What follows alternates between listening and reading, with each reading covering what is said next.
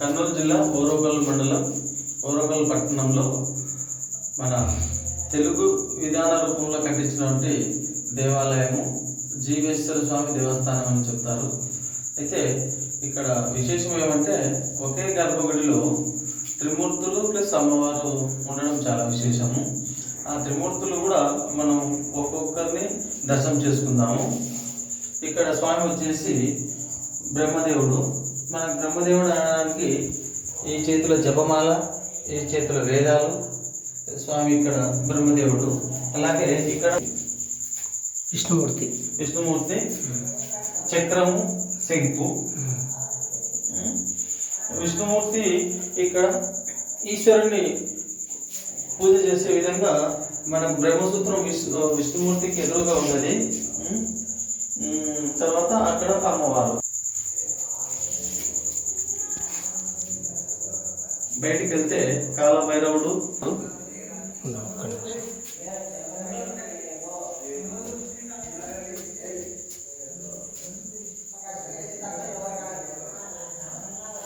ఈశ్వరుడు.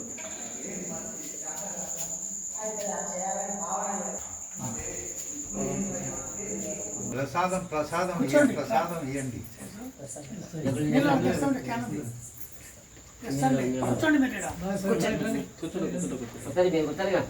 సార్ వాళ్ళది డోను చంద్రశేఖర్ రెడ్డి గారు. నమస్తే సార్. ఇంజనీర్ వాళ్ళు వచ్చేసి రామసంజీవ్ గారు అని చెప్పి గురించి చెప్పాలి అంటే ఫస్ట్ ఈ దేవాలయం పేరేమి, ఎవరు ఉంటారు ఇక్కడ?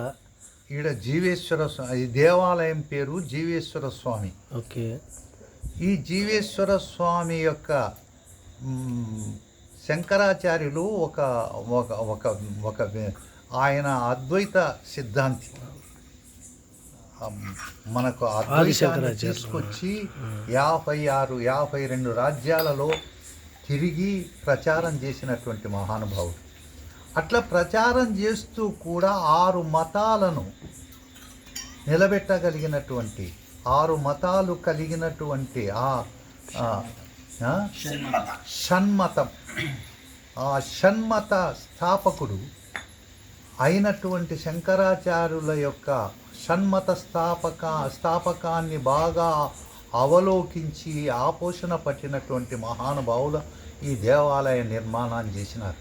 ఎందుకయ్యా ఆ షణ్మత స్థాపకుడైనటువంటి పరిస్థితుల్లో ఈ దేవాలయ నిర్మాణం జరిగిందంటే, ఈ దేవాలయంలో ఈశ్వరుడు ఉన్నాడు, వెనకనే విష్ణువు ఉన్నాడు, పక్కలనే పార్వతీదేవి ఉంది, పక్కలనే సూర్యుడు ఉన్నాడు, పక్కలనే ముందుకొస్తే విఘ్నేశ్వరుడు, కుమారస్వామి, బ్రహ్మదేవుడు గురించి చెప్పలేదు. ఆడ బ్రహ్మదేవుడు అని మనం అంటున్నాం.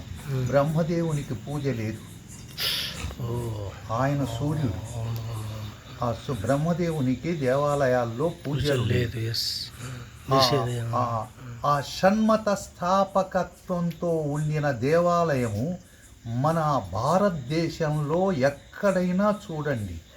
అద్భుతమైన అద్వితీయమైనటువంటి కొన్ని వందల సంవత్సరాలకు పూర్వం ఇక్కడ ఈ దేవాలయ నిర్మాణాన్ని ఏ మహానుభావుడు చేశాడు, ఎట్ట చేశాడు? 830 నుంచి 862 వరకు శంకరాచార్యులు ఉన్నారు. 830 నుంచి 32 సంవత్సరాలు, 862 వరకు. ఆ 862లోనే ఆ 72 మతాలను ఖండన చేసి అద్వైత మతాన్ని స్థాపించిన మహానుభావుడు శ్రీ శంకరాచార్యులు. అటువంటి అంతటి అద్భుతమైన స్థితిని తెచ్చి ఒక షణ్మతం ఒక్కసారి ఈ 6 దేవతలు కలిగినటువంటి దేవాలయంలోకి మీరు అడుగు పెట్టినా, వాళ్ళను ప్రార్థన చేసినా మీకు అద్భుతమైన అద్వితీయమైనటువంటి ఎన్ని విధాలైనటువంటి పుణ్యాలు సంపాదించుకోవాలి.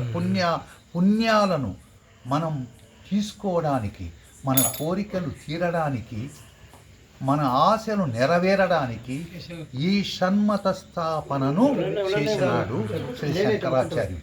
అద్వైత సిద్ధాంతంలో అద్భుతమైన స్థితి కలిగినటువంటి మహానుభావుడు. ఈ షణ్మత స్థాపన చేయడము అంటే మీరే ఆలోచించండి. ఎందుకయ్యా అంటే ఈ ఆరుగురుని ఎప్పుడైనా ఎక్కడైనా ఏ విధంగానైనా పూజ చేసే అద్భుతమైన స్థితి